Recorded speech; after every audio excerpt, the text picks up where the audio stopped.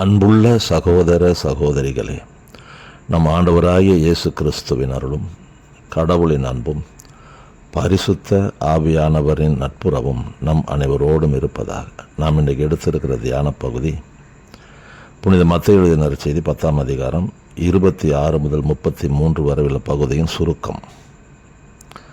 இயேசு தன்னை சுற்றியிருந்தவர்களிடம், நான் உங்களுக்கு இருளில் சொல்வதை நீங்கள் ஒளியில் கூறுங்கள். ஆன்மாவை கொல்ல இயலாமல் உடலை மட்டும் கொல்பவர்களுக்கு அஞ்ச வேண்டாம். உங்கள் தலைமுடியெல்லாம் எண்ணப்பட்டிருக்கிறது. சிட்டுக்குருவிகள் பலவற்றை விட நீங்கள் மேலானவர்கள், எனவே அஞ்சாதிருங்கள். மக்கள் முன்னிலையில் என்னை ஏற்றுக்கொள்பவரை விண்ணுலகில் இருக்கும் என் தந்தையின் முன்னிலையில் நானும் ஏற்றுக்கொள்வேன்.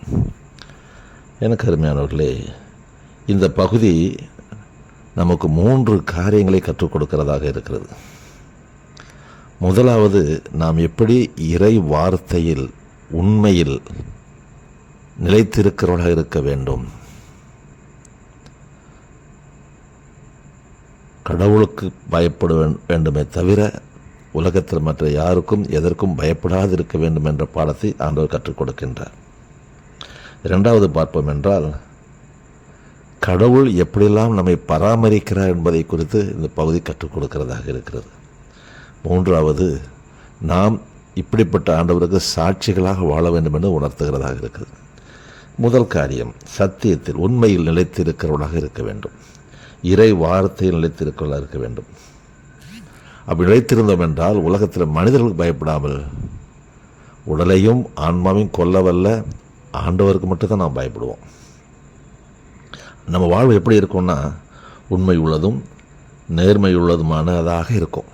ஏனென்றால் இறை வார்த்தையில் நாம் நிலைத்திருக்கிறவர்களாக இருப்போம் இல்லையா? அதனால உலகத்தில் எந்த விஷயமும் நம்முடைய விசுவாச வாழ்வை குலைத்து விடாது.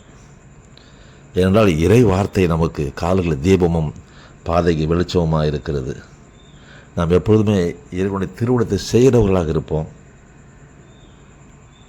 அதனால் நம் வாழ்வு சிறப்பானதாக இருக்கும். நற்செய்தியை வாழ்க்கை மூலமாக சொல்லுகிறவர்களாக மாறுவோம். ரெண்டாவது பார்ப்போம்னா, கடவுள் நம்மை எப்படிலாம் பராமரிக்கிறார். ஏனென்றால் சின்ன குருவிகளை கூட ஆண்டவர் தன் கவனத்திலிருந்து விலக்குவதில்லை. குருவிகளை விட நாம் பலவற்றிலும் மேலானவர்கள், அவருடைய மதிப்புக்கு உரியவர்கள். நம்முடைய தலைமுடியெல்லாம் அவர் எண்ணி வைத்திருக்கிறதாக சொல்லியிருக்கின்றார்.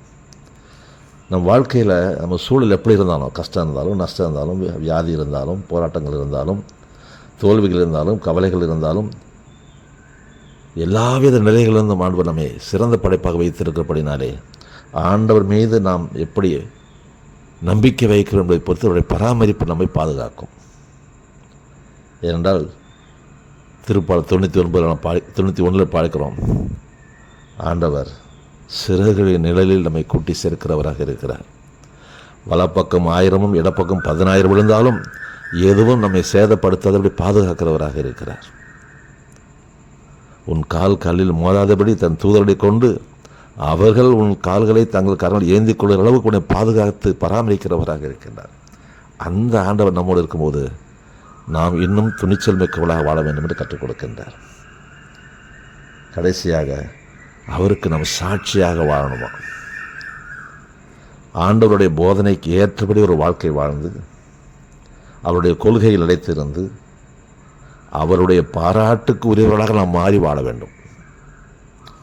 என்றால் நம்முடைய சாட்சி நம்முடைய குடும்பத்தில் மட்டும் இருந்தால் போதாது, நம்முடைய உறவுகளிடத்தில் இருக்க வேண்டும், உறவினர்களிடத்தில் இருக்க வேண்டும், நண்பர்களிடத்தில் இருக்க வேண்டும், நாம் பணி செய்யும் பணித்தலங்களில் இருக்க வேண்டும், நம்ம ஆலயத்துக்கு போகிறவங்க அங்கே இருக்க வேண்டும், இறைவனுக்கு ஊழியம் செய்யும்போது அந்த ஊழிய இடத்திலும் இருக்க வேண்டும்.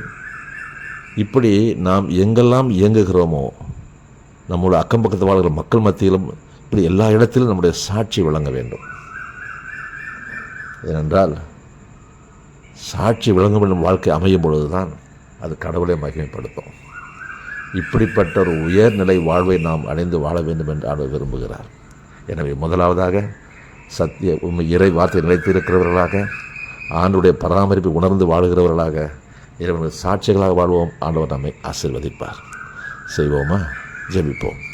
எங்கள் அன்புள்ள பரலோக தந்தை, இந்த காலை வேளையிலே உம்முடைய பிள்ளைகளாகிய நாங்கள் எப்படிப்பட்ட நிலையில் எங்களை உயர்த்தி காட்டி வாழ வேண்டும் என்று கற்றுக் கொடுத்த பாடத்திற்காக நன்றி. எங்களோடு இருந்து பெரிய காரியங்களை செய்யும்.